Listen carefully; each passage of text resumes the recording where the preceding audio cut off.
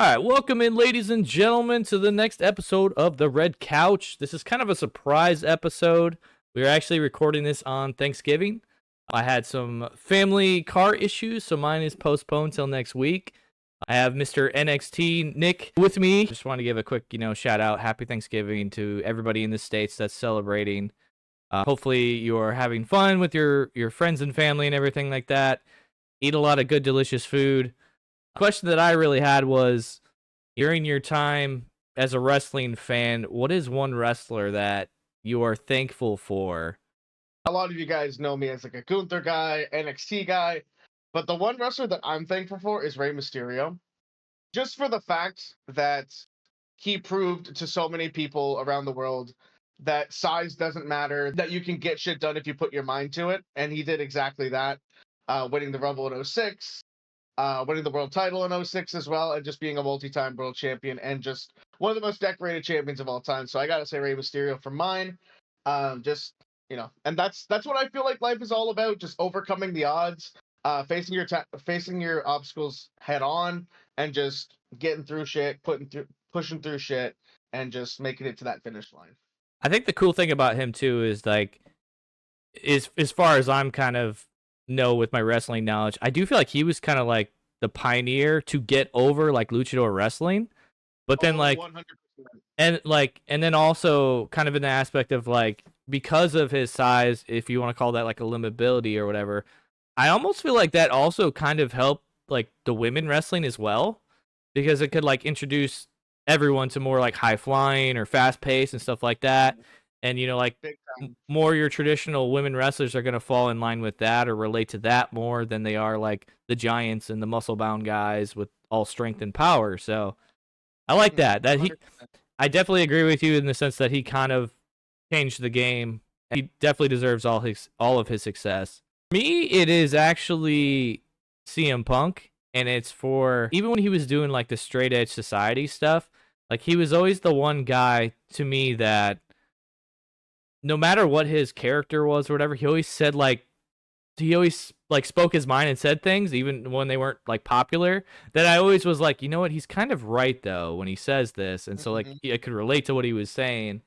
And then fast forward into like that like peak CM Punk when he was, the voice of the voiceless and saying all that stuff and like beat Cena and was kind of like the biggest thing going. Like I feel like a lot of us got to live through him in the aspect of like he was basically like fed up, kayfabe or not, like he was basically fed up and was willing to say whatever he wanted to say to his boss or whoever else. And like back then it was like, for all of us like working people or whatever that were tired of our bosses and wanted to speak up and say stuff but knew like we'd be fired, we kind of got to live through him. And like I definitely was in that pace of work and stuff like that where it's just like, man, I'm busting my ass, I'm not getting any recognition yet, my bosses are lazy and getting all the bonuses and blah blah blah. And then like, so it gave me some sort of like outlet for like my anger or whatever. And then it also just kind of made me like, okay, I do actually have something to look forward to each week on wrestling and seeing like what he'll say or what will happen. Because for the longest time, like, no disrespect to like John Cena or anything like that, but like it was very cookie cutter, very predictable. We kind of knew what was going to happen.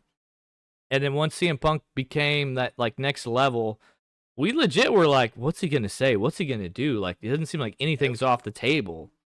It was always like something new is going to happen every week. Something insane is going to happen.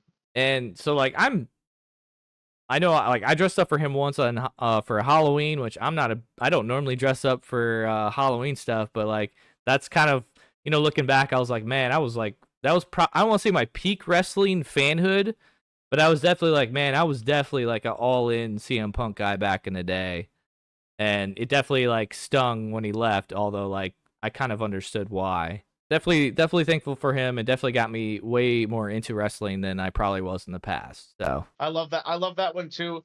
Plus, like, just speaks his mind, tells people what he thinks. He's honest. And he's always been that way. He's always been that way, and that's a good way to be in this world. I don't know if it's the best way to be. I'll say that because I do definitely relate with him in the sense that like I don't like to sugarcoat things. I'm very blunt, and like there's people that love that because they know where they stand with you, and then there's other people that are like absolutely hate it because they don't want to be told things, or Mm.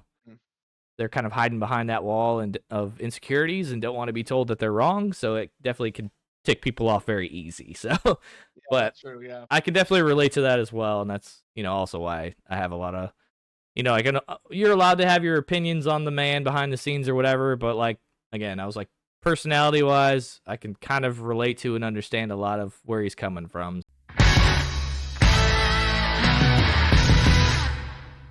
We're gonna move into our picks, and I'm gonna try my best to like not elaborate on anything. I definitely am not gonna ask these in the order that I have it booked. We're just gonna try to keep it. I know we love to just tell stories and we love to elaborate on ideas, and that's part of the fun, the creative elements of all this in wrestling. But I'm gonna try my best to just give picks, and then we'll move on to book it right after. Match number 1, the OG Bloodline with CM Punk versus the new Bloodline with Bronson Reed. Who are you taking? I got the new Bloodline, and it's Ooh, so hard for me not to elaborate, like ooh, you said. But teaser though. that's what I'm going with. I'm going with the new Bloodline. Okay, I think that one's gonna be the most interesting to talk about, but fun. And then the fun part about it is I got the OG Bloodline, so we're gonna have some interesting stories at the end. So teasers, stay tuned for that at the end. All right, next match: Gunther versus Damian Priest. I got Gunther. I figured Gunther, you. 100%. I figured you'd have Gunther. I have Gunther as well. We'll say the women's war game match. Oh, this one was a little bit harder for me. Honestly, a lot harder for me than like the men's war games. But I got Team Liv. Team Liv. I got Team Liv as well, and I don't know if they've officially announced this or not. I just kind of am reading the tea leaves. I guess I'll just say it. Bailey, I'm assuming there definitely is going to be added to the Bianca team or whatever. Just because when I went to the website, she was already in the poster. So They haven't like officially announced it, but yeah, I saw the poster too, and I thought it was kind of funny that they didn't like say anything on their Twitter. yeah, I was kind of like, I guess somebody messed this up because her name's in there, she's in the poster, but I guess that kind of helps us Yeah, because this is Thursday, so we haven't seen Friday Night SmackDown yet. But exactly. I'm Yeah. I'm going in with the assumption that she is in this match for my pick, but I'm also taking Team Liv or Team Nia, however you want to say it. So we're in agreements there. All right. LA Knight versus Shinsuke Nakamura. I got LA Knight, but I think it's gonna be by DQ. Yeah, LA Knight by DQ. Okay. I also got That's so hard to. yeah, I also got LA Knight with some possible shenanigans as well, but we will elaborate on that shortly. All right, so then the last match, the 5th match, is Bronson as our champion versus Sheamus versus Ludwig Kaiser. Who we taking there in the triple threat? I got Braun Breaker retaining. This one's probably the hardest one for me, but and it's probably more of a what could be type of thing, but I'm also gonna go with Braun Breaker as well, retaining his championship. So those are the only 5 matchups we have on the card for tonight. The War Games ones are obviously going to be pretty long, but easy enough. We'll go ahead and slide into Book It then. So, Nick, what is your first match? What is opening the show? My kind of like the Elimination Chamber, kind of like Money in the Bank.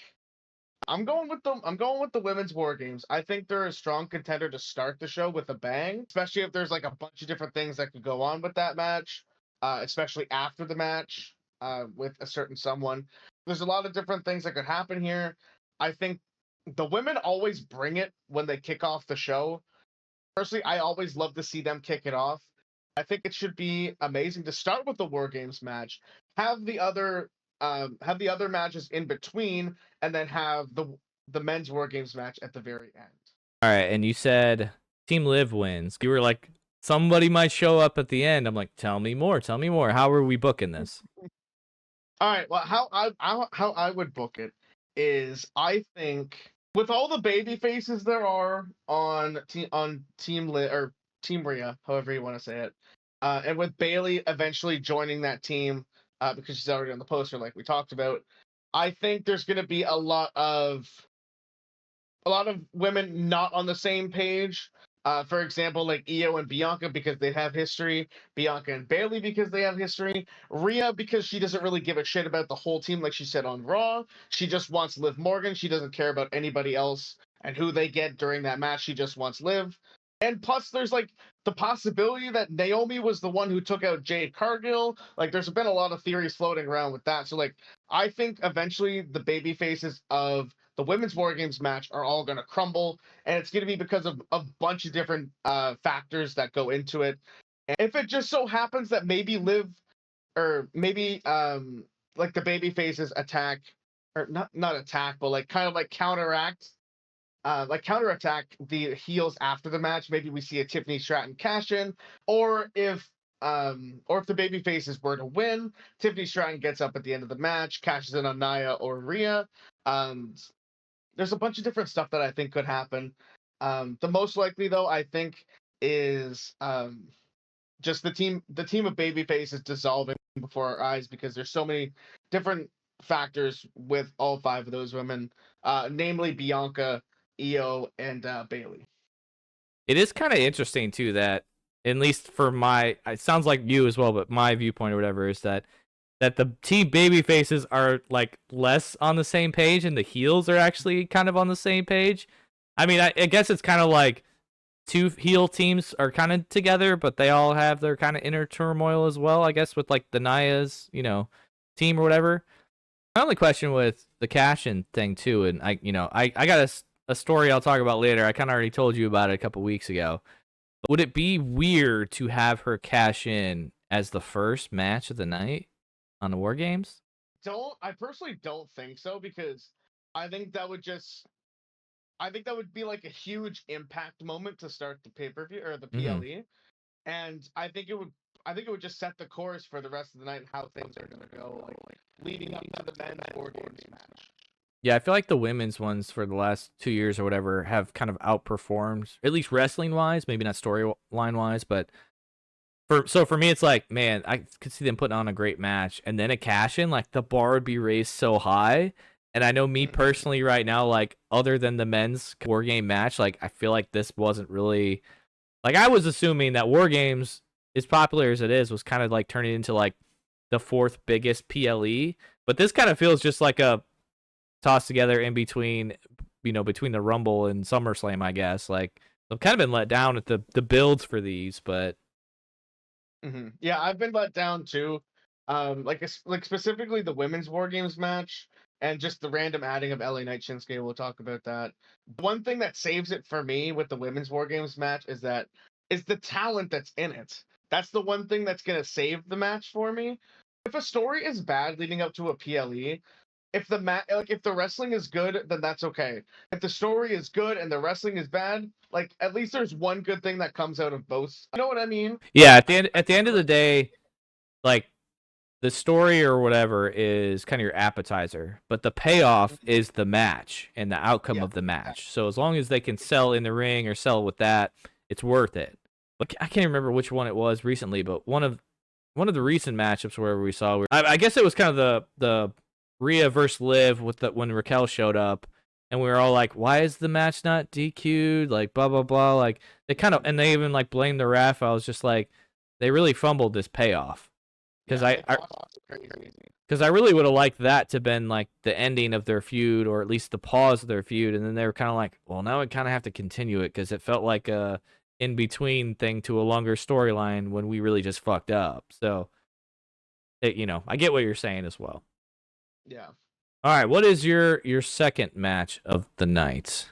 My second match of the night is the Triple Threat Intercontinental Title match. Are we booking that? All right. How I would book it, I mean, these three guys are just gonna tear it into each other. Ludwig and Sheamus have been doing that since Sheamus came back, I believe back in April, which is why I thought they were gonna do this. I'm surprised they didn't do this earlier. And brought like if the match is just gonna be chaotic. Nothing super special, but I think Sheamus will probably be on the verge of winning. Because obviously Braun Breaker doesn't have to be pinned to lose his championship. I think Sheamus will be looking to take out Ludwig Kaiser to get the win, but then Braun Breaker randomly come out of nowhere, or maybe he'll do a super spear on the outside, and take out Sheamus, retaining the Intercontinental Championship. Like I said, nothing too crazy. Just traditional triple threat tag match, or triple threat tag match. What am I saying? Like traditional triple threat match. Braun Breaker just eat the win. Yeah, I think it's gonna be very hard hitting, and it's gonna a lot. I think we might get some like really cool epic spots or whatever. No inter. 100%. I don't think we're getting any like outside interference, nothing like that. Just like because I also have this going second, but I did not realize until I think it was like 2 Raws ago that this was the one championship that like Sheamus had not won to become like a Grand Slam champion or whatever. So like that nugget is sticking in the back of my head now.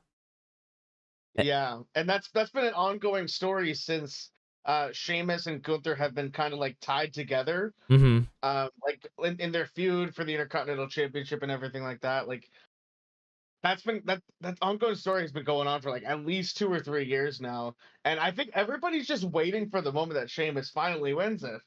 But we'll have to see. That's where I'm like, this is my enabler brain in you. It's like, okay, we've talked about the Rumble. We literally have talked about it on this podcast about how like Braun Breaker's the future, and we could see him being a legit contender to win it at the Rumble. Would this not be the spot that he potentially doesn't get pinned to lose his championship to freeze him up to then go on to have an epic Royal Rumble where, without, I feel like if you have the U.S. Championship or the Intercontinental Championship, it's like you can have a good match, but like nobody thinks you're going to win it. Nobody thinks you're going to hold both titles. So like if you take the title off him, I think more people would like believe that, ooh, you might actually win. You might have a legit shot at the Rumble. So I'm like, is this the spot where they take the title off him, or does it kind of make him look like a weak champion to like keep winning this title and losing it like 2 weeks later, like kind of like what he did with Jay? Yeah, see, those are both excellent points. Like you can have Braun lose the championship without actually being pinned, which I think would be a good way for him to lose the championship. But then again, like you just said, he just won it back again from Jey Uso. If people think about that, like Braun having really short reigns, that might leave a bad taste in their mouth. Like towards Braun Breaker for the future. I'm very conflicted, but I did pick Braun to win this because I think if Braun were to lose it, I would think that it would happen one-on-one with Sheamus with no shenanigans or anything like that. I think that ultimately is Sheamus's story to beat Braun or whoever's holding the Intercontinental Championship, most likely Braun, in a one-on-one match, just clean, no shenanigans, nothing. Here's what's coming to me right now. Sheamus is about to win. He's about to pin Ludwig, and somehow Braun throws him out, spears him, basically steals the victory from him, okay? So then we somehow get Bronson versus Sheamus. Maybe it's the main event or whatever, but, at this point it could be on a Raw. It doesn't matter anymore. Like, they'll actually do championships on Raw. We kind of get the outcome of the Bloodline stuff. Win, lose, draw, or whatever. Maybe Roman finally does something that pisses Jay off, and Jay says, he gave him that one chance. He said, if you do it again, I'm out. Maybe the outcome of this, somehow him and Roman, they split again. OG Bloodline shows up just for this, and then they kind of, go on their own way again. Who knows?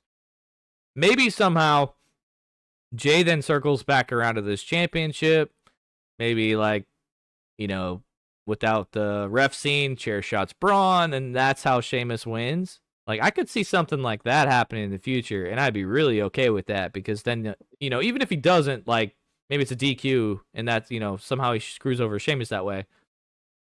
Somehow I would love to see Jay get back involved in this storyline. Maybe that's a triple threat where it's Braun, Jay, and Sheamus, and that's how, somehow Sheamus gets his title so he can become a Grand Slam champion, because while I've never been like the biggest like Sheamus fan, I do have respect for him and everything that he's done and like the career that he's had. Like, I can't remember how long he's been around, but I feel like he's been around a very long time, like 15 years now.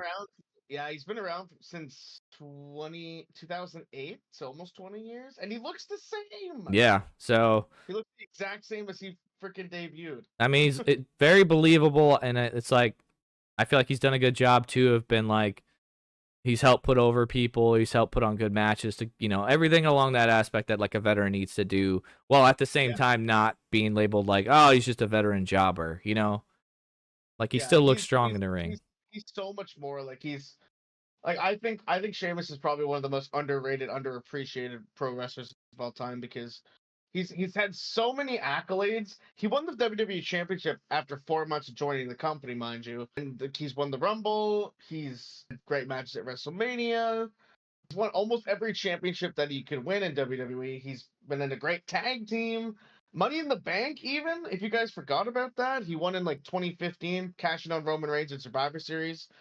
Like the dude is just underappreciated like crazy. You could. So like it feels good to know that like a lot of other people are behind Sheamus Mhm. because I think he absolutely deserves it and I think he's a future Hall of Famer. I'll say, tell me if this comparison is good or not. He's kind of like the Kane of his generation because, like, when Kane came out, he was like on fire, dominant, super, and then kind of had his programs. I don't want to say Kane was like pushed too early because I feel like Sheamus was pushed down our throats really fast and quick, and I think that gave a lot of people a bad taste in their mouth, like me specifically too. It was kind of like, really, this guy this fast? Like, there's so much talent on the roster, but okay. But then he kind of fell back down the card, kind of found that middle card spot, but then he continued to stay there, get better, switch up the movesets a little bit, put on good programs, kind of worked his way back up, and you're kind of like, okay, he's kind of good there in the like middle to upper, and then like you said, had some other championship runs, tag team, all that stuff. I kind of feel like that's very similar to Kane, where he's been there so long, we kind of like almost just kind of expect like he's like our safety blanket, like, oh, he's there if we need him, and then when he's gone, you suddenly realize like, wow, he's pretty damn good. Maybe we took him for I granted a agree little with that. bit. I 100% agree with that comparison. Okay.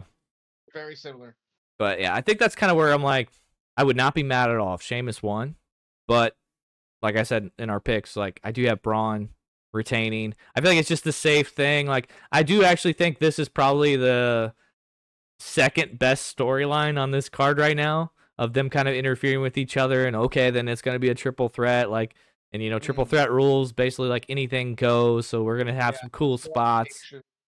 So this might be, it's hard to say that the war games matchups aren't going to be 1 and 2, but like this would probably be the third best match, if not the second best match in my mind, at least. Yeah, like triple threat matches in WWE for the Intercontinental Championship over the last 2.5 years, 3 years, have all been top tier. And the best triple threat match WWE has done in a while actually did involve Sheamus facing off against Drew and Gunther at WrestleMania 39. That was a banger, yeah. Banger after banger after banger. So like I think they're gonna steal the show, personally. For a catchphrase, I actually absolutely love that one. I don't know why. It's kind of snuck up on me, and I was like, damn, I like that. I feel that. I want that on a t-shirt. Banger after banger after banger. Yeah. All right, so then I guess we'll move on to the third match of the night. What are you booking? For the third match, I got the U.S. Championship in the third spot, mostly because I feel like this is going to be the match where people care about the least. So it'd be like, quote unquote, the bathroom match. Mm-hmm. I mean, no disrespect to them, but like they didn't really build up that much of a story, and Shinsuke only came up 2 weeks ago. So like that's where I think it's going to be. I think it would just be odd to have the U.S. Championship over Gunther and Damian Priest, who have actually built up a story over the past couple of months, leading up to this match, the Damian's rematch from SummerSlam. So yeah, I got the U.S. title match third, and to book it, like I said earlier, I think it's going to end in disqualification. I think Shinsuke is probably going to go off the rails and just start beating down LA Knight like crazy with weapons, with whatever he can use. And eventually he'll use that to his advantage and just be like, oh, I didn't actually lose this match. I never got pinned. And then that'll fire up LA Knight so much that he'll want a rematch against Shinsuke Nakamura. And that'll lead maybe towards Saturday night's main event or like into the new year or something like that. Because I think they could definitely move on with this feud for a while, especially if they want to take LA Knight to Mania as US champion and have him drop the championship there or something like that. We'll get into Nakamura probably at another episode because I would like for him to beat LA Knight. That would be kind of nice. but that's my own personal preference. But I think it'll end by DQ. That's interesting that you say that too, because this was actually something in the back of my brain that I wanted to ask you was, like, I don't think anybody disagrees with like LA Knight winning the championship, but do you feel like his reign has kind of been lackluster? Like, I don't even want to blame it on him. I just feel like he hasn't had like any opponents that really match up to like make him go up that next level. I'll just say this: it's like the Cody Rhodes reign. Yeah, like, because I know, It's like the Cody Rhodes reign. Like you're making lots of defenses, which is great for LA Knight, giving lots more exposure for the United States Championship on SmackDown, defending it against Andrade, Carmelo Hayes. I believe he defended it against Santos Escobar a couple of times, probably a couple of times on live events as well, which is fantastic because Logan Paul was just not doing that. But the one thing that Logan Paul was bringing to the U.S. Championship that LA Knight is even more exposure to like just the general world. And it's not to say that he's having a bad reign. It's like it's like I said, it's just like Cody. They don't really know where they're going with him. I mean, at least Cody right now has a very prominent feud with Kevin Owens. But LA Knight is kind of just like waiting around for his next big feud, which I believe right now is Shinsuke Nakamura, which is why I say it ends by DQ. They continue this feud later down the line. They needed to add this match to Survivor Series for another match to have the 5 recipe. But they also don't want to have Shinsuke lose after only coming back 2 weeks ago. But then again, like they also don't want LA Knight to totally squash him at the same time. You know what I mean? So like that's why I think it ends in a DQ so that they can prolong it later on. Actually, totally agree with you, and it's funny too because, you know, reading the tea leaves, we actually have the same. I guess it's easier this year with the War Games, but like we actually have the same card for our match orders. And like we've been doing this since SummerSlam, and we haven't had our match cards order like the same. No, so we get the same one. Let's go. Watch now; it'll be completely off. We won't get a single one right. Oh my god, the same thing happened for Bad Blood. Do you remember? Oh my goodness. With like me, I can't remember who was on the pod at that point, but it was me and you and someone else, and we had very similar, but it just all got kind of messed up after the first match. Yeah, I know. I think you and Tomlin on SummerSlam had the same one. And then I don't know if you and Jason. I think you and Jason were only one off last time we did it, but I just me it might have been back to Berlin that I'm talking about here. I just can't remember. Maybe it just like I feel like start off the women's War Games. Like this is just like logistically speaking. Start off with the women's War Games. You kind of have your timestamp down of like, okay, this ended at this time. We know how much time we have left. The men's one I feel like has to be last. Just like story driven. It's the only one program we've been planting seeds to this for months now. I feel like that's gotta end. You know, maybe it's not the full payoff. You know, I don't think any of us think the Bloodline storyline's ending, but like we're getting some type of payoff to lead to the next chapter. So that's got to be the main event. So then you're only stuck. So then you're stuck with 3 title matches. Well, I feel like your Gunther Priest is, you know, a major title, so that's got to go on 4th. And then you have your U.S. and your Intercontinental. Well, you don't really want to do back-to-back Raw Championship matchups. So then it's like you do a Raw one, you do a SmackDown one, then you do a Raw one. So that's logistically how I booked this card. So like we have the same thing. I'm the exact same. I thought of it the exact same way. Yeah. So hopefully, I feel like I should have thought of something like this where it was like gone back and like got a point for each match or whatever that we've done right. I would have to go back hard on that but yeah, I just start that in the new year. We could start that at WrestleMania. We could there we go. Yeah. Let's do that. Okay, so I guess that leads us into the 4th match then, which is Gunther versus Priest. How are we seeing that? I think this match, unlike their SummerSlam match, I think it's just going to be a straight up fight. I'll say this. Gunther has something to prove against Priest, even though he shouldn't, and I think that's a very fair take, because the last couple of weeks on Raw, Gunther has been made to be a bitch against Damian Priest, and I absolutely hate that, and I know you do too. Same. So I think this is just going to be a straight up fight. I don't think there's any Judgment Day, not like the last time. I think Gunther straight up wins with the chokehold, retains World Heavyweight Championship, and then just continues on to whatever event is next, probably the Raw debut on Netflix, which I could honestly see CM Punk challenging the championship for at that event, because it's going to be such a huge thing, and WWE's going to pull out all the stops to gain a shit ton of viewers for Netflix on their debut, and that's eventually where I'm going to go. But I think Gunther clean. I think he wins clean against Priest with that chokehold. I'd not thought of the Netflix thing because to me, I'm like, I'm always like, oh, we got to get through Survivor Series, and then we have the main event, and we got to get through that too. Like, so, like to me, I'm like, the Netflix thing is not even in my mind yet. But you said that, and I'm like, dude, that actually would make a ton of sense because they're gonna save a lot of their big matches for that day. Like they're gonna try and pull in so many viewers, and it's all business, it's all marketing, it's all how they approach it.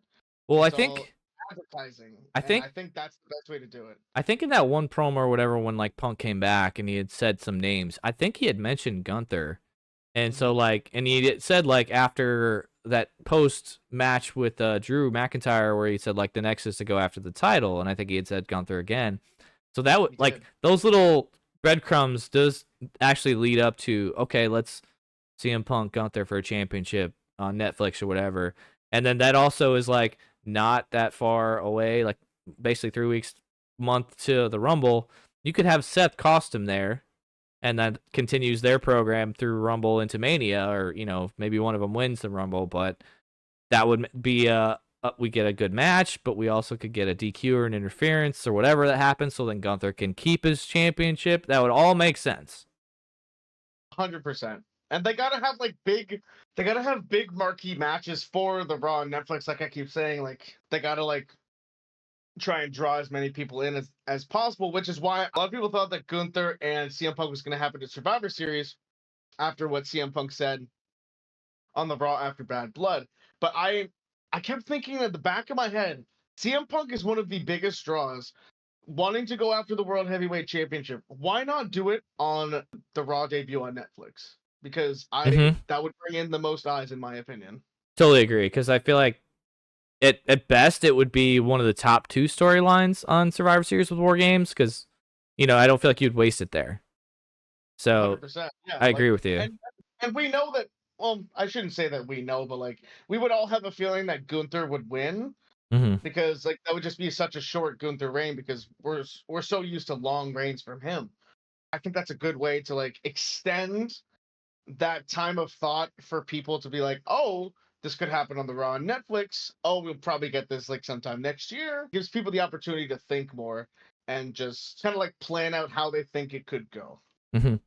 My next question with this then is, where do you see like Priest going after this match? Because I have him losing as well, and I agree with you that I'm like, I don't want to see any Judgment Day interference. Like, let's just have some type of conclusion. Let's have closure on this program or whatever.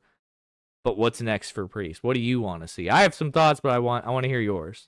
That's kind of a harder one for me because I like Damian Priest. I do. But I don't love him to the point where like I'm super invested in him and like where I'll be like, oh, he'll get into this feud next. He'll do this next. He'll do this next or whatever. But it's also at the same time where like I don't not care about Damian Priest because I like him. He's pretty good in the ring. He's pretty solid on the microphone. He just has that presence about him. But like for me, that's like a really big goose egg because I don't not hate him, but I don't not love him either. So like it's very neutral for me. The easy answer would be to say that he goes right back to the Judgment Day stuff with Finn Balor or something like that, which I do not want to see ever again unless Damian Priest has the World Heavyweight Championship and Finn Balor is actively going after the World Heavyweight Championship and Priest. I'll give you my thoughts, and maybe that'll enable something. I have no idea, but let's hear what you think, and maybe I'd be able to build off of that. Okay, I agree that if he goes back to the Judgment Day stuff, I feel like you're taking 10 steps backwards. And I don't know if anyone wants to. I know we don't, but I don't know anyone that wants to see that. I'm actually kind of enjoying the inner turmoil of like Finn and JD versus Dom and Carlito. Like that's what I want them to focus on more, because I would love it if that somehow split off and then it was like, all right, Finn and JD just go be a tag team, and then and then like maybe you got like Raquel joining like Finn and JD, and like Liv is obviously gonna be with Carlito and Dom, and like maybe they'll like clash like the 3 different groups or like the 2 different groups of trios together or something like that. Yeah, like I feel like that's where that storyline needs to go more. And I'm actually hoping that like Dom with Liv or without Liv will, kind of go back or not go back, but like go into the all right, I want to be a singles guy now. Hey, let me try this, like cuz everybody is giving him so much shit and like not taking him serious. I want him to step up and be like, "You know what? Nobody takes me serious. Let me go do this by myself." And like maybe that's even where down the line it's like keeps interfering, keeps trying to help him, and like maybe that's where tension happens and they split. But that's like so far down the road. But like I would much rather have that. But in terms of Priest, I don't want to like write him off TV or anything like that. But I feel like they need to have some like interviews or whatever where he's just like, you know what? I was champion. I had Judgment Day stuff, but now I need to really figure out like who is Damian Priest now. Like Gunther beat me fair and square. Like I'm still feel like I'm a main eventer, still feel like I'm a world title holder or whatever. And he kind of has those like stepping stones of like, but I got to prove myself. Maybe he somehow gets a non-title match win against like Braun, or him and Sheamus have some type of thing, or like I would love to see him go up against Ludwig because then it also gives him something to do. But basically, Yeah, that's true. I don't think you have a major program for him. I think you kind of like you almost have to build him back up into like a legit #1 contender. So maybe he wins a triple threat, a fatal four-way, whatever. Does well in the Rumble. He's one of the contestants in the Elimination Chamber. Like he's always kind of like in the picture, but he's never like the guy that wins. What Yeah, like yeah. I think you're completely right about that. I think for Priest, now that you mention it, I think that Priest, like you said, that like they need to rebuild him back up to the #1 contender spot after losing clean to Gunther. I 100% agree with you. And I will also say that maybe Priest's story over the next 2 months until February 1st at the Rumble is going to be him getting back to that title picture, and like his story is going to be like building up to the Rumble, and then eventually we're going to see that heartbreaking loss when he loses it. I don't think he wins it at all. I, I'd be actually very shocked if he did. And then like I think they'll probably go from there. Like you said, Elimination Chamber. I can definitely see that. I But yeah, think like the after that, like, the main thing would be Mania. I think the perfect arc for him, and I know he's not like a young buck like Braun, like he is a little bit older, but I think for like the spot he is in his career right now, the perfect match for him would to be to go up against some type of like returning legend or something that maybe he's like has some history with, or like I don't want to necessarily have like another like Bad Bunny 2, even though I feel Oh like my he did a god. great job with Bad Bunny in Puerto Rico, but like remember when Edge had that match with Mick Foley to basically prove that like he could be tough. Yeah, like he could be hardcore. Yeah, like I want something like that for Oh, Priest. okay. Like it doesn't have maybe it's not the best match, like because what I'm thinking right now is like, well, if Bubba Ray Dudley's gonna come back and help out NXT, maybe he wants to come back and help out Priest. Like maybe Bubba says a couple of snide remarks on a podcast that sparks Priest ear, so then you kind of have a feud that's not on TV necessarily, and then like Bubba would end up kind of playing the heel role a little bit there, or maybe they could just be both kind of tweeners jawing back and forth, let the Yeah. fans pick who they like I think that's, I don't want to say best case scenario, but I feel like that's what I would do with him going forward. Give him That that veteran rub. I could see that. I actually just thought this up, but what if it's Okay, Logan Paul? I'd be cool with that, and Like Logan Paul, Damian Priest, that would elevate him maybe too. I feel like maybe just Maybe Logan Paul eliminates Priest at the Rumble, and then they face off at Mania. there you go, I think that'd be great. like something like And then that. maybe mix in like the legend stuff like in the middle, or maybe even before. I think that'd be cool to just kind of continue to have Damian Priest on TV. Hmm. And I think Raw on Netflix, since there's probably going to be legends and stuff Yep. crawling around Monday Night Raw that night. Maybe that's where we start to see the legend stuff happen for Priest, and like Yep. that eventually like culminates before Rumble or like Elimination Chamber, mixed in with some Logan Paul stuff, like some teases maybe for WrestleMania. Like I can't think of a good veteran Hall of Famer type that could match up with him. Like maybe that's something we chew on and think about later. Yeah, But like there's got to be someone around that would, style for style or something like that, or could add a new like layer to his character. That's what I would do. And either way, we kind of need to like stack more wins in his column, and then like he can lose the big match, or whatever. But like just to continue to prove that like he's legit, he's a serious contender. Like get him back up there. Oh, 100%. I definitely agree with you. Because I don't feel like we need to like, oh well, you cashed in, you were champion. Oh, you're a main eventer now. Here's the title back. Like I don't. It's not good enough for me. It's not believable. Hmm. Yeah, like Priest was great. I like Priest. Like I said, I don't love him, but I don't hate him. But I'm very neutral about him. So like I like the discussion that we just had about him. After Survivor Series, like you said, there might not be like a whole bunch of stuff going on, but like that's where opportunity could land Exactly. for like, different ideas going forward. This is like the perfect spot if you're a wrestler that you feel like you're being underutilized, or maybe they don't have a direction for you yet. Come to them with ideas like, hey, what if I Mhm. brought in so and so? What if I brought in Jeff Hardy and that could prove that I could be a high flyer, or we do a ladders match? Like that would be another layer to you, Damian Priest. Like, Yeah, you know. 100%. But yeah, I I, like it. I also think like you don't need to, you can slow play this because especially during Mania, it's kind of like, all right, well, your tried and true guys are always kind of get that main event spot. You kind of need to find that spot in the middle and prove yourself, until you become one of those. Hey, he's been in WrestleMania for the last couple of years and he's been money. Okay, maybe we give him a shot up there with the other guys. All right, well, moving on to our main event then, the men's War Games matchup. So you have Team Solo. I do have Team Solo. Tell me how you're Uh, booking this. the way I would book this, I think, and I've definitely not been shy about this.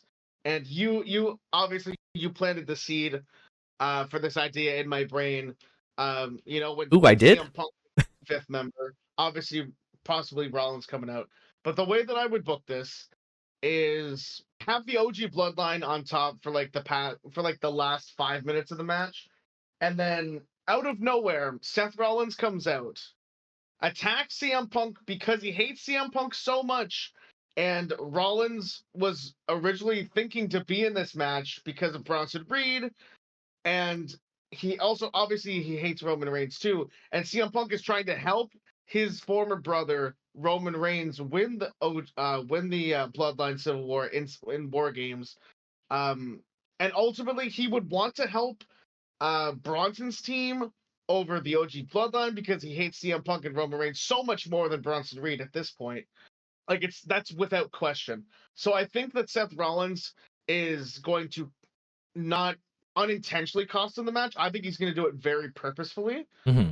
I think that's how the OG Bloodline win. And then at the very end of the match, we see The Rock come out and he holds up a two, kind of like what he did at Bad Two Blood. strikes. Like he held up the three at the end of Bad Blood when he showed up.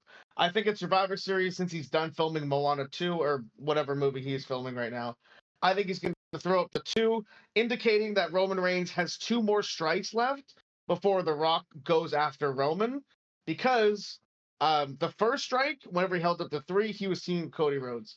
The second strike is going to be when he was going out, when he was teaming up with CM Punk, another one of The Rock's former enemies. Mm-hmm. Um, and I think the Raw debut on Netflix is when we see Roman Reigns' third strike, because The Rock is most likely going to be there, and Roman Reigns is being advertised for it as well.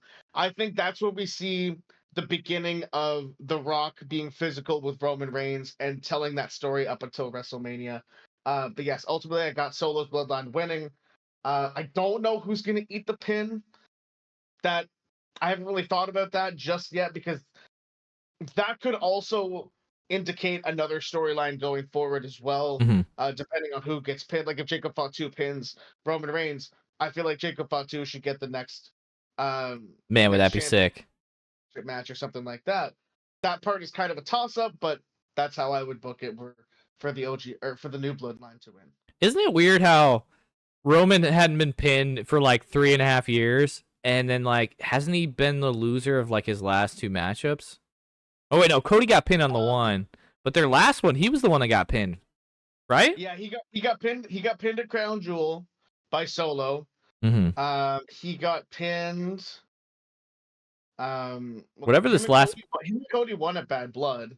I thought there was like a thing on SmackDown that he lost. Oh, I can't It wasn't a PLE, I don't think, because I was like, whoa, Roman, he got pinned. I can't remember what it was, but I'll look into that because I genuinely don't know. I mean, he could have for sure, because I think but we've been so conditioned to being like, well, if Roman loses, he's not getting pinned. But then like, yeah, like I feel like it's been like twice within this like, I don't know, 6 months. He's been pinned twice, and it's been like, what? I So, personally would like to see Jacob Fatu pin Roman Reigns, mm-hmm. and then maybe Jacob Fatu could be the next in line to face Cody after. If Cody retains against KO, I would love to see a Cody and Jacob match. I just want to see Jacob in the main event. I want to see it now. For anybody listening, I'm taking off the shades. I want to see it now. He wants it now. Yeet. Actually, I would love if Jay got the pin on like maybe Solo, because that could foreshadow the like, all right, Solo is your tribal chief, but like, you know, Jay was the like inherited tribal chief when they in the OG. Yeah. I would love to see little breadcrumbs of that possibly in the future. That'd be cool. Yeah, there's so many ways that they can go with it, but I feel like the one definite that happens with this whole match, before and after too, I think it's The Rock. Yeah, I was gonna say, so big surprises, and this is for you because I'm gonna still explain mine.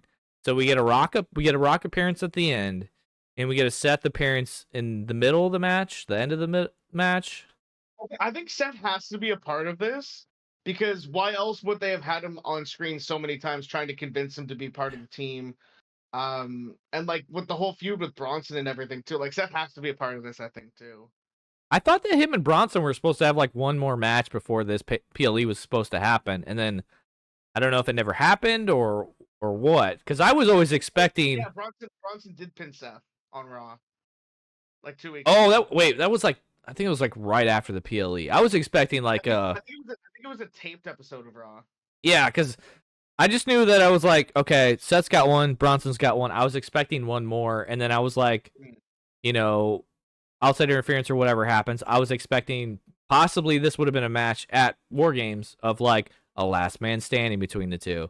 And then when that never happened, and then Bronson joined, you know, Solo's bloodline, you know, we all kind of assumed, okay, Seth's gonna join up with Roman and them. But I'm still like, how are they? Is this somehow? Are they saying this is over because Bronson's moved on?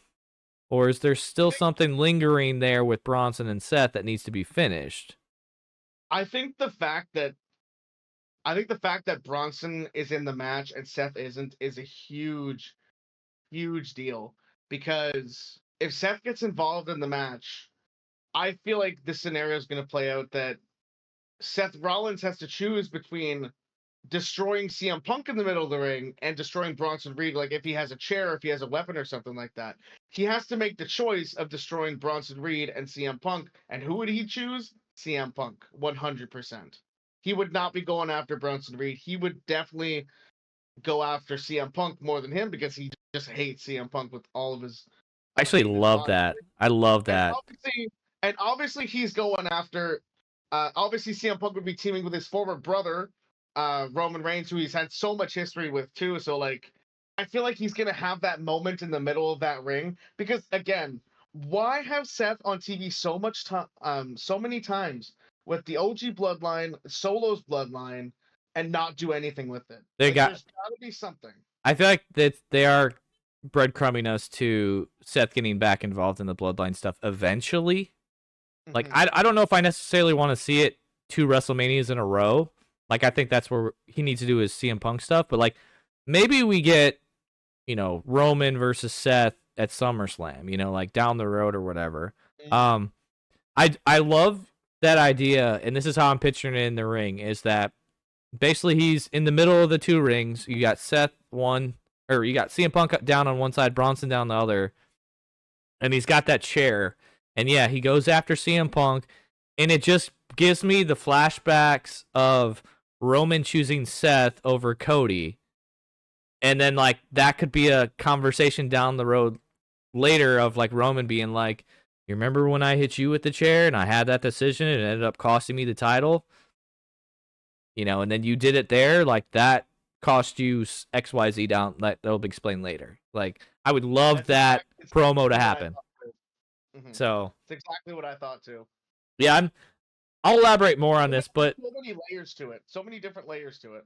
Yeah, this is actually one match where I'm like, I'm gonna throw out a bunch of ideas, but like, there's so many different ways they could go after this, depending on how they want to handle it. That I just, for once, I don't want to overthink it. I just want to sit back and watch and just ooh and ah and just enjoy it. Ooh, ah. Yeah, like, oh shit, oh no, who just showed up? Oh shit, like I'm just. That's like the only good thing of kind of my dad's car issues not getting down here was like, ooh, I actually can stream war games and watch this like intently and not like half paying attention. All right, well, I will move into my picks then. Like I said, we basically have the same order. So I'm starting off with the women's war game matchup as well.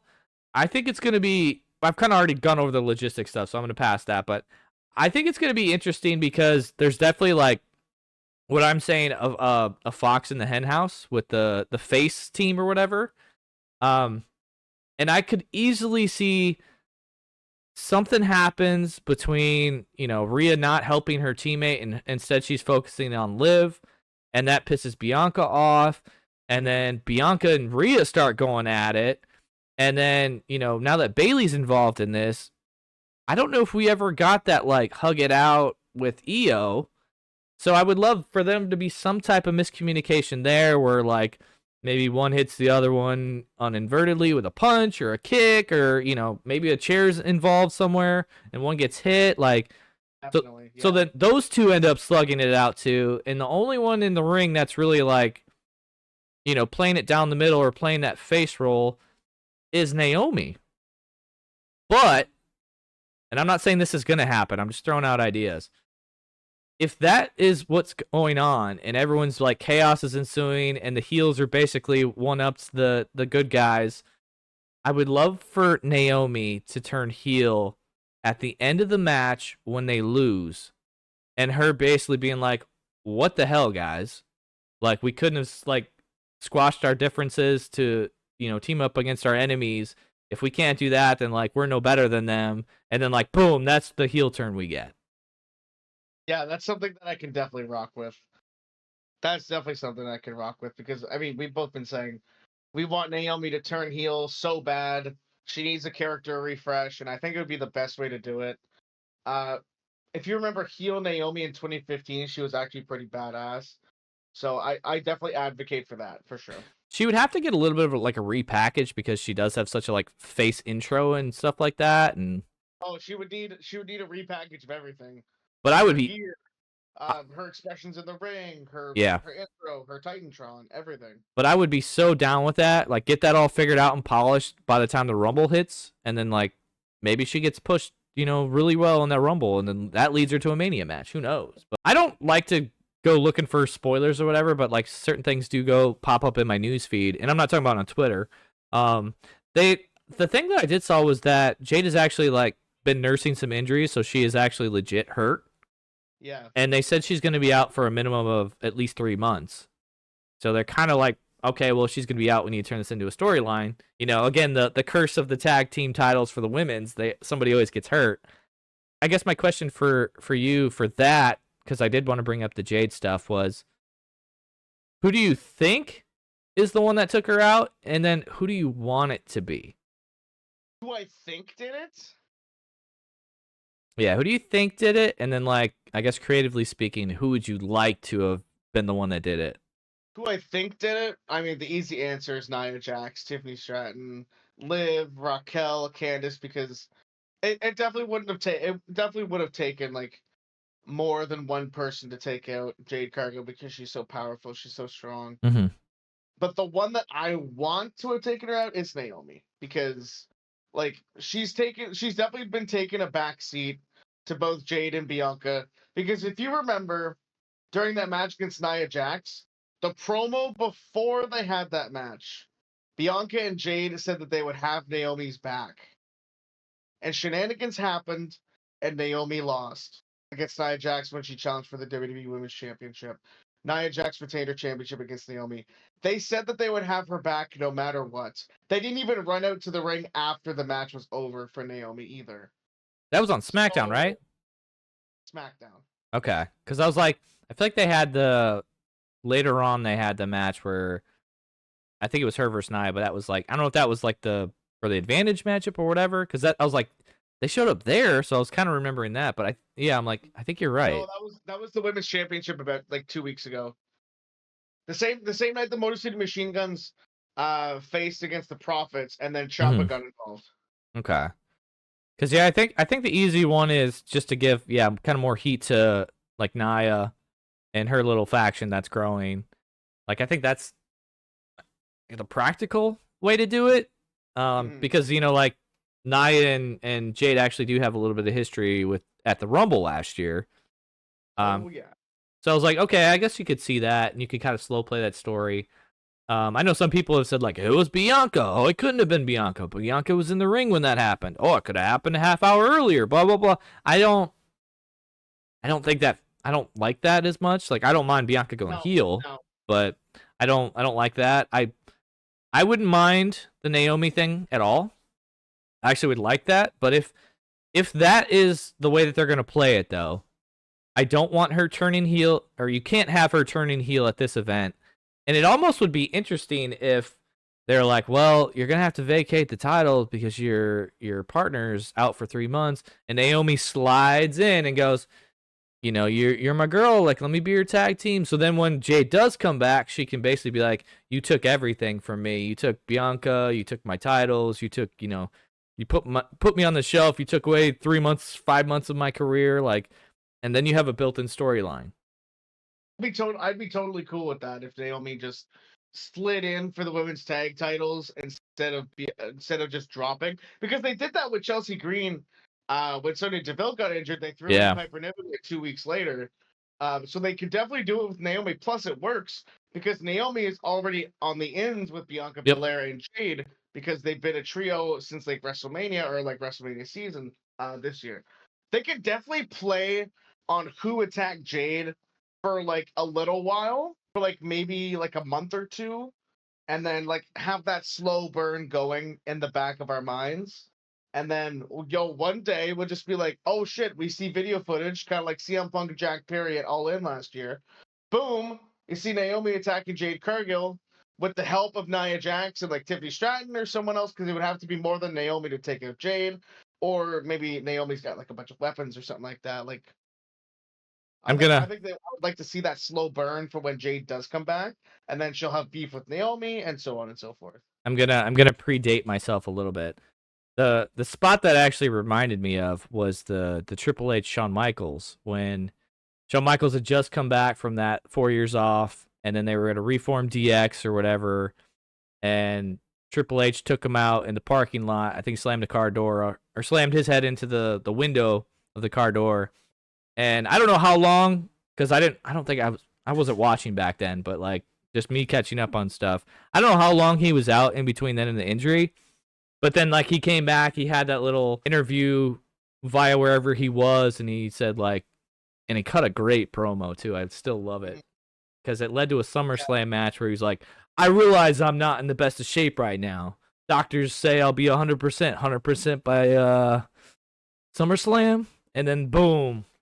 They led to SummerSlam. Sanction match in 02. Oh my god, that was good. Like that's the promo we need from Jade, but we don't need it until, like for us, I don't know the time frame on this, but because if it's 3 months, we're basically in December now, so it's January, February, because maybe you get that like maybe sometime around the Rumble, post Rumble, and then that she says like, say I'll be 100% by WrestleMania, and then boom, maybe her first singles match is her versus Naomi, which I feel like at this point, you can kind of trust Naomi in a match to like control the flow. So I would love to see that. But again, that's us fantasy booking. But I guess the last thing to say on the women's war games, I went on a massive tangent there, but I love it. The last thing. Yeah, the last thing that I want to say about the women's war games is that I think that there's going to be some spot in there where like Dom sneaks in a weapon like through the cage or throw something like what's the like this big or whatever where it's like a metal not a candlestick, it's like a metal bar. Like I think they used it when they attacked her. Oh yes, yeah, like a pipe, Yeah, a lead pipe. So I think he somehow slides in a lead pipe in there, and Raquel or Liv uses that on Rhea to basically get her out of the picture, and then they could sell her off again, a little bit of selling injuries. That's I think a spot that needs to happen, and I think will happen, and that will also help, Team Liv eventually getting the pin. Now, I think because this is something for in our fantasy league, I chose or I put in there for bonus things for people listening. Who eats the pin on the losing team? I think in this whole scenario, it's like I feel like Rhea's kind of untouchable. She's not gonna get pinned. Bianca's kind of there too. Io, I feel like they're trying to push her back up into being like a serious number one contender, even though they're kind of a tag team. That I don't feel like she can afford the pin either. So then it comes. So who's left? Naomi and Bayley. Well, Bayley's kind of done there, been there, done that, done everything. It's not really gonna hurt her to get pinned. So that's who I chose to eat the pin, was Bayley. And then that also could be the, if Bianca's still gonna hate Bayley, it's gonna be like, how could you get pinned? Blah blah blah. And then Bayley be like, how come you didn't have my back? Like you were too busy fighting with Rhea and yeah. And if you want to turn that into a program or a side thing, you can. But that'd be interesting. So yeah, I don't know who pins Bayley, but I have Bayley being the one that, gets pinned. Okay, I like it. And then I guess to another tangent, because I'm gonna say we're done with that. I got to give credit to Rich because he created this concept, and then I kind of polished it off. And I don't even remember how it started because this was like post Raw one night. But I sent it to Nick right before I went to bed. But in summary, something happens to Tiffany during this match. Maybe she's like the fourth person that enters in. She brings her briefcase in or whatever. I don't know what happens. Maybe it gets tossed in from somebody on the outside. Who knows? Somehow, Tiffany gets like concussed or something happens or she gets pissed off during the match and she cashes in her briefcase and we get a first time ever cash in during a War Games. It's no longer a War Games matchup. It's now a 10-woman championship match. I think that would be insane and it would be so fun.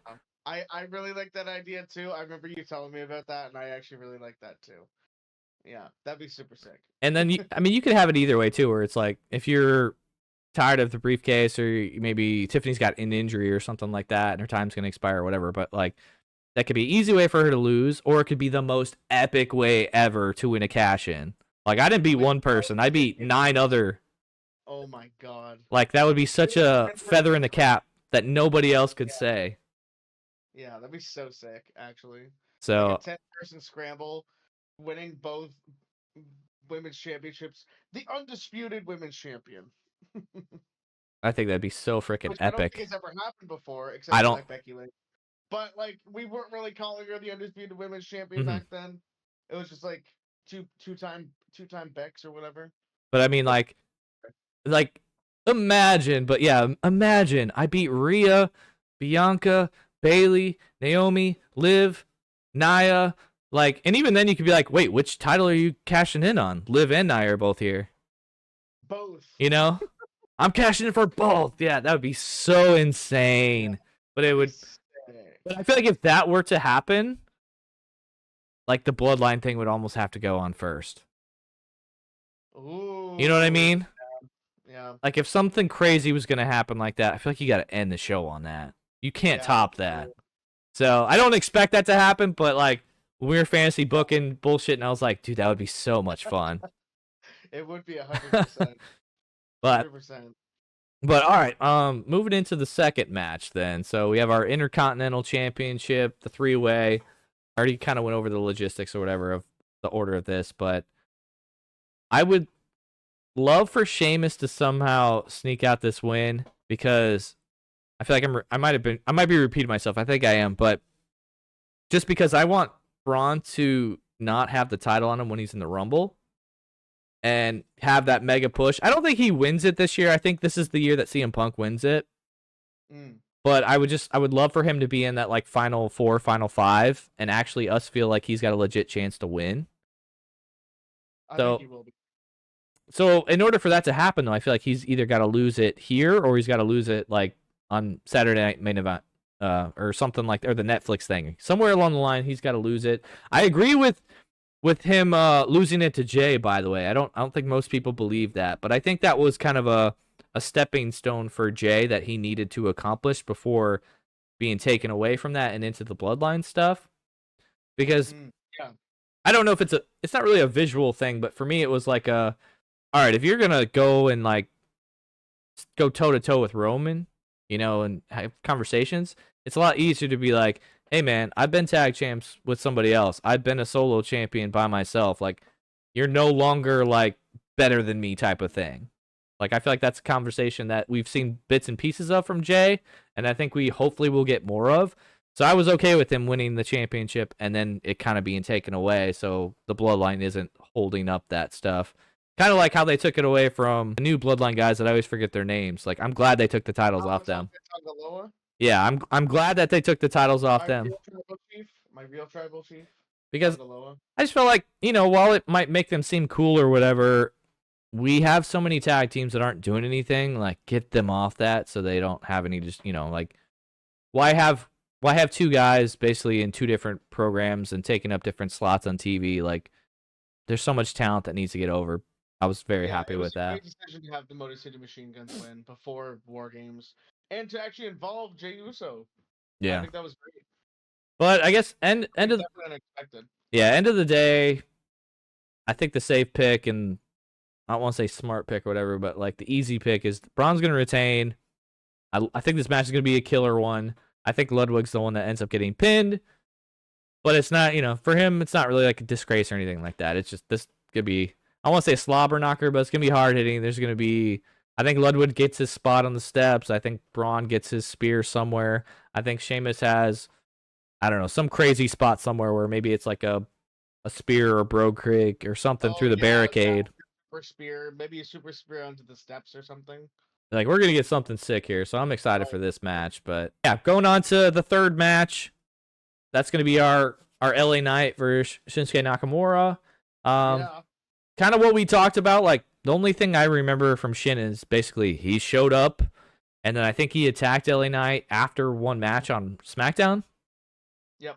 So, like, we don't really have much of a storyline here yet. So, to me, this is a time saver match. And, you know, we haven't seen Shin for I don't know how long, but it's been a while now. And I know he's got, like, I don't want to say, like, clown or whatever, but he's kind of got, like, the blood paint over his eyes now. Kind of like a joke, like an evil, like a super evil Joker, like Joaquin Phoenix Joker type vibe. That's what I got from it.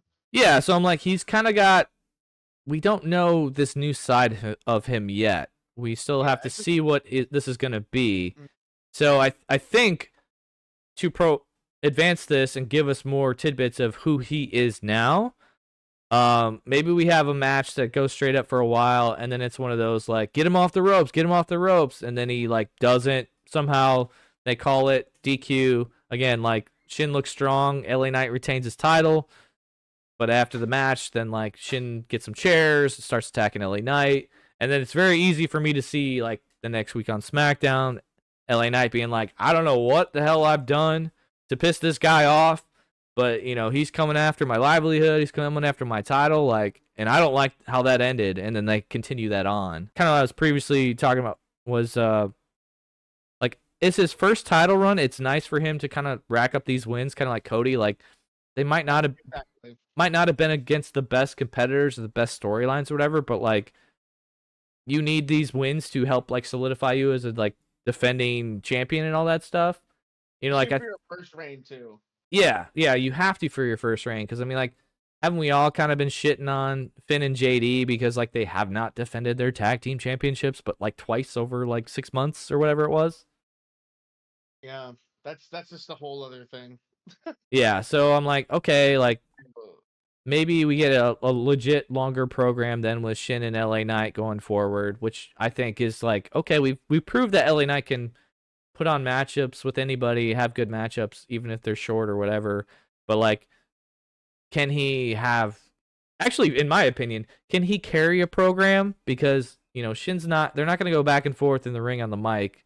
Shin might have his promos on the screen or whatever, the Titantron that we can watch. But like, I feel like when you have those, your LA Knights that can speak English or whatever, they're the ones that gotta carry programs like this. But I think LA Knight can because he's got such a strong voice and personality. I do too, and that's why I hope that this isn't just a one-off PLE. I think this could be a 2 out of 3 type of things if we really wanted to. Like, 100%, my only, I won't say concern, but my only like adjacent thought to this as well is I don't think Shin needs to win this after 2 weeks. But No. but maybe if they do a rematch somehow, like we're assuming this is DQ, so we're gonna have private rematch. So if it's Saturday night or if it's the Netflix or whatever, I would not be opposed to Shin winning, and that kind of freeing up LA Knight again, kind of like how I was saying with Braun, to be like, oh, he doesn't have the title, he might be a legit shot to win the Rumble. Yeah, like be a favorite. So like that would help boost up the stock of the Rumble stuff even more. I don't think it happens here though. I think it's a time saver. Hey guys, we had to cut 15 minutes because the War Games went too long, or Braun. Plus, they had to add a match too. They had to add something else. Yeah. So it's like, okay, and so then that kind of moves on to our 4th match, which I think we did this in the last one, but I think this is also our spot where we get like an announcement. I don't think it's like one of those like Triple H comes out and does whatever. I think it's like a Michael Cole or whoever on the bench is like, oh hey, by the way, next year's WrestleMania Royal Rumble is going to take place here, or like how they've done with, I think this was on CVB that he actually talked about this, which I wanted to ask you about, like PLEs that are turning into 2 nights. So we have WrestleMania and SummerSlam. Yep. They easily could do that with the Rumble, and they easily, I feel like, could do that with War Games. Now, 100%. now the way that they've treated War Games, I don't think they'll do that, but I could easily see them doing that with the Rumble. Maybe we get some type of announcement like that where they're like, hey, Rumble's now going to be 2 nights starting next year. The men's ends one night and the women's ends the other one. Like, so some type of announcement like that. Or at least like a location reveal of like, okay, well next year's whatever is going to be here. So it's something to get a little bit excited about, but also, if you don't, if you miss it and you're grabbing your snacks or you're going to the bathroom, it'll be on Twitter. You'll see it regardless if you're watching the event. Yeah. So it gives it a little bit of a breather, and then, that moves into the Gunther versus Priest match, which we got going forth. For me, I don't really have much interest in this matchup. Like, I'm not the biggest Priest fan, but I get, like, I can respect his spot. Gunther I like, but I absolutely hate how they've booked this program with him being, like, he was looking so strong, just talking shit to people, calling out Gunther. Like, I was like, that's the champion that I want. I want him, if I'm not on the card, I'm going to show up anyway, and I'm going to talk shit about people and put myself over. And I was loving all that. And now it's like, he's lost his voice. He's intimidated by Damian Priest, who he hasn't had a second thought about in months. Like, it just doesn't make any sense. And then, like, that one backstage thing where he was like, you may be a king or whatever, but I'm the king of the streets. It's like, dude, that was like the stupid program that they had initially. Was like, oh, I'm, street trash and you're privileged or whatever. It's like, that didn't hit the first time. I don't know why they're bringing it back again. Yeah, it was kind of weird. I didn't really favor that interaction that they had. I mean, it was kind of badass the way that Damian Priest delivered it to Gunther, especially after fighting off Gunther, who attacked Priest from behind and still couldn't take him down. I didn't like it. Priest sold it well, and he did a good job of it. Yeah. But like, just the story itself, it's like, dude, really? We're gonna bring that up again? No thanks. I'm not into this. The end of this match, or whatever. We kind of already did our Damian Priest thing, but I think Gunther wins by a sleeper hold. My I guess biggest question, and this would be, I guess, kind of fun for you, Nick. Over or under 6.5 sleeper holds for Gunther that he puts on Damian Priest? 3. You're going 3. Okay, so you're going with the under. Because I feel like he'll get one on early. He'll fight out of it. Then he'll get like maybe 2 more attempts where he thinks he's about to lock it in. Priest reverses it. And then we get like 1 or 2 more false finish ones where he gets to the ropes or, reverses it somehow or whatever. But yeah, so it still makes Priest look strong in a sense. At least still like a fighting or whatever. But at the same sense, I'm like, dude, Orton pretty much put out the perfect game plan for battling Gunther. Take out one of his arms so he can't get his finisher and he can't get a sleeper hold in. Yep. So I wish Priest had like called that out in a promo where he's been like, Orton got the game plan for you perfectly, and now I'm just gonna. Yeah, that would have been a good.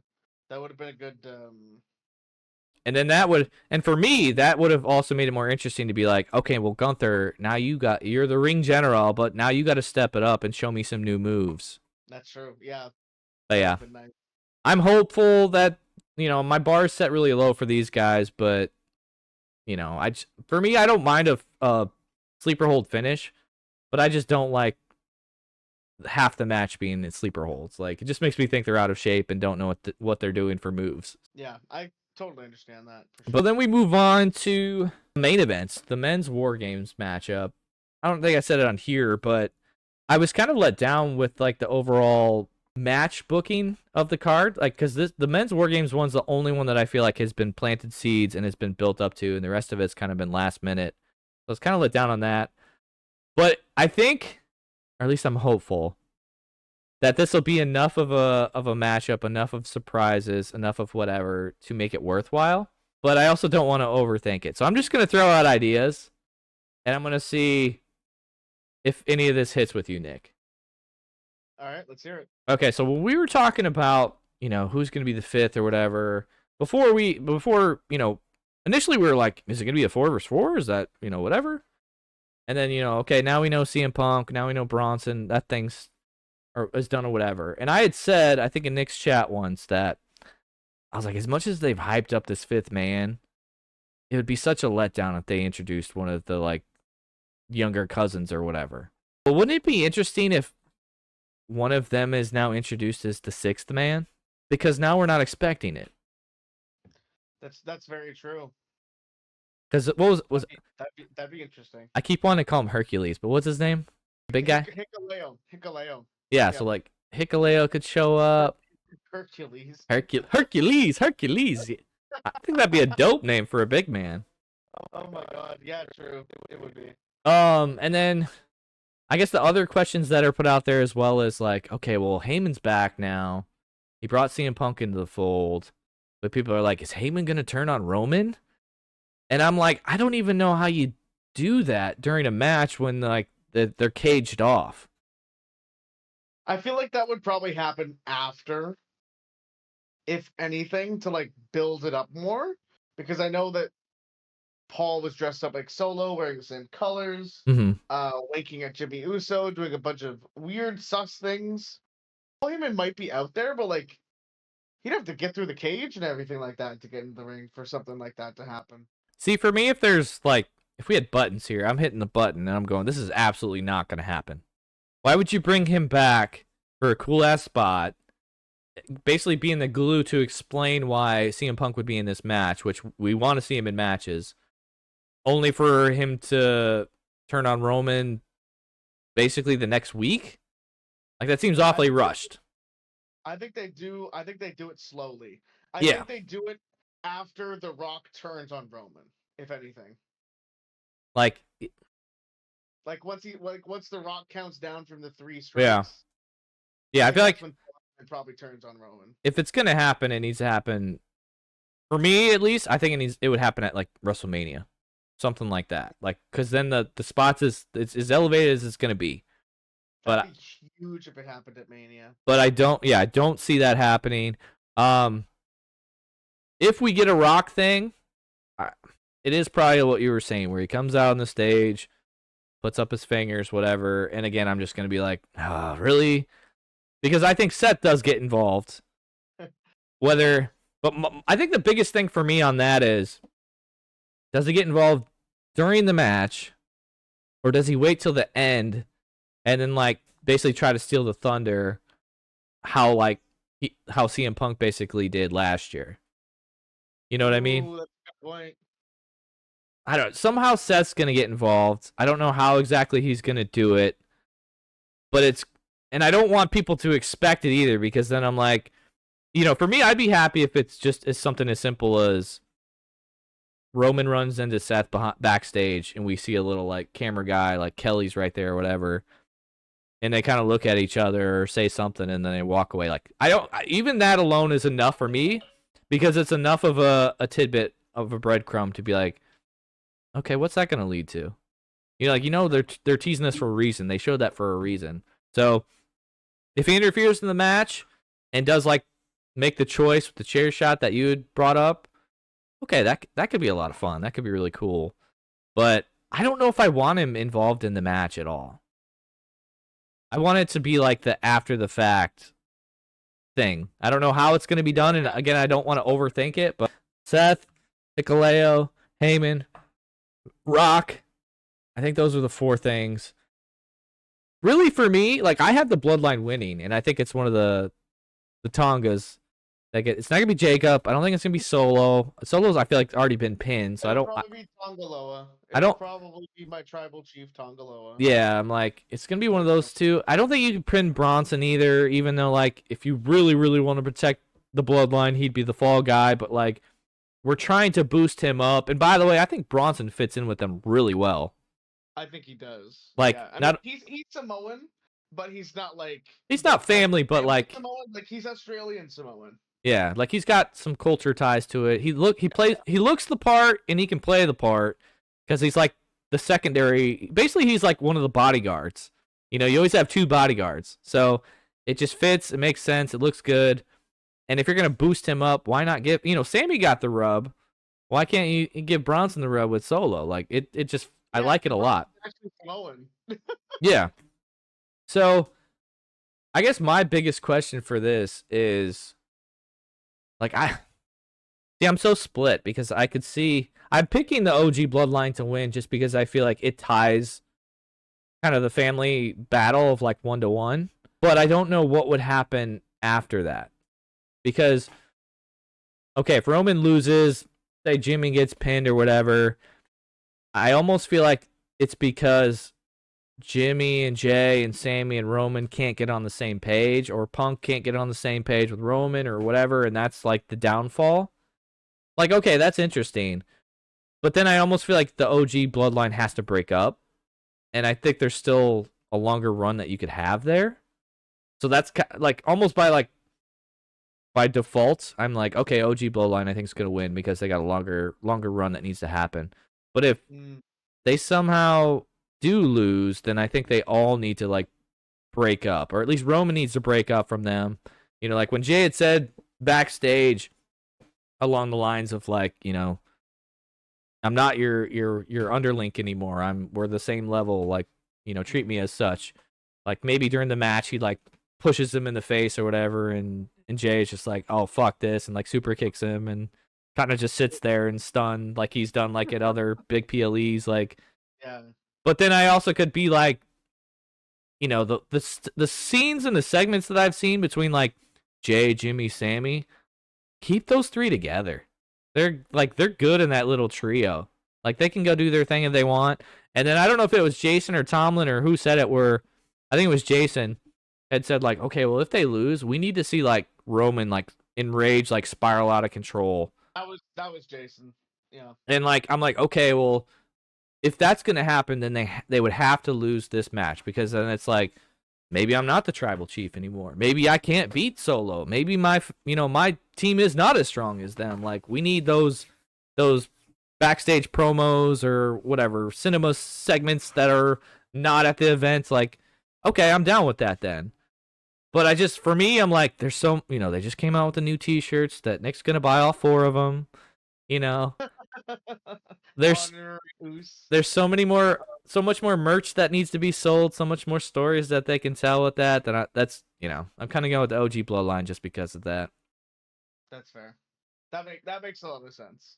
Yeah, just because they're so over right now as a group. And like the Hikuleo, like I feel like if you debuted someone, you'd have to keep him around, which would then kick kind of like Bronson out, like, hey, bud, thanks for your service, but we don't need you anymore. Like, I don't think they do that. So then that's where I'm like, okay, maybe that doesn't happen, but like, if they did somehow weasel in a 6-person into this match to get the numbers advantage again, like, I would be like, Solo, my dude, you're thinking ahead. I like your game. I like your mental game. So, and I wouldn't put it past Solo since he's had a really good mental game, like since WrestleMania. yeah, at first he wasn't really working for me. I was like, I don't know about this. But like he's stepped his game up. He's gotten a lot better. So 100%. Yeah, he's definitely upped his game. he's definitely making it more legit. And I think he's definitely come into his own on the mic too, where like I enjoy him now, and I like will tune in and listen to what he's saying instead of like how he's saying it. Exactly. I think out of everything, I think the one staple is going to be The Rock. I think that might be my hot take. Yeah. I think the one thing that I would put, if I had to put money on it, I'm not a betting man, would be Seth is involved somehow. Yeah. And that's not necessarily the match, but like he's gonna make an appearance.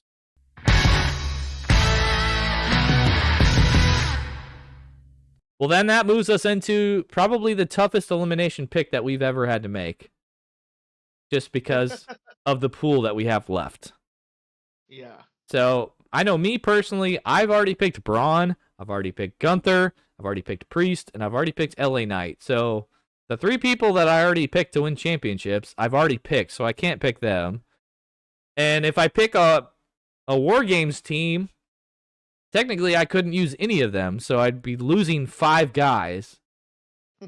So I'm kind of boned and screwed over on this one. But I'll tell you who I'm going to pick, Nick. I'm going to pick Sheamus. Because okay. Because if there is an upset to be had here, I think it's Sheamus because he could pin Kaiser. He doesn't have to pin Braun. That gives him that feather in the cap of being a Grand Slam champion. It doesn't really hurt Braun if he, doesn't get pinned. And then they can have the rematch and do all that stuff later on. And, maybe that introduces, I don't know. Who's the guy I'm forgetting about? Butch. Maybe Butch somehow, although, no, we're not supposed to call him that anymore. Pete Dunne. Somehow, Sheamus has that title match with Braun, and Pete Dunne shows his head again, and somehow costs Sheamus the title. So then it's like, Sheamus wins the title, becomes a Grand Slam champion, but he doesn't necessarily hold on to it for too long.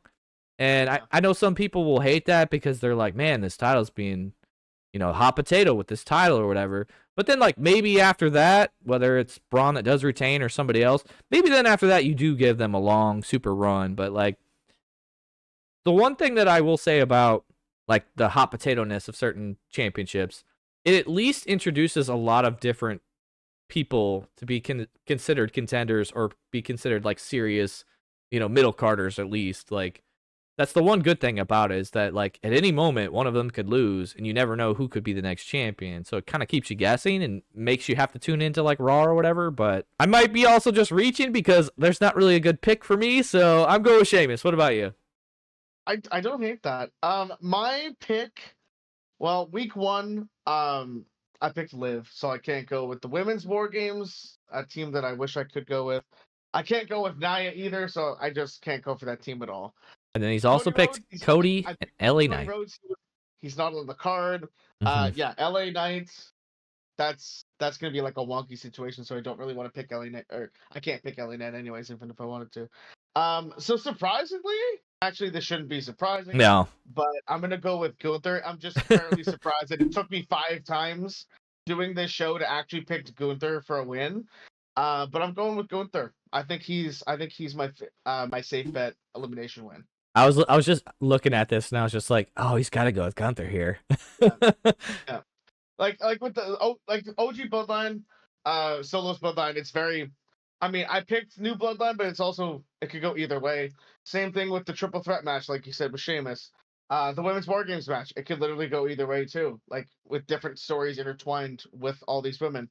Shinsuke Nakamura, LA Knight.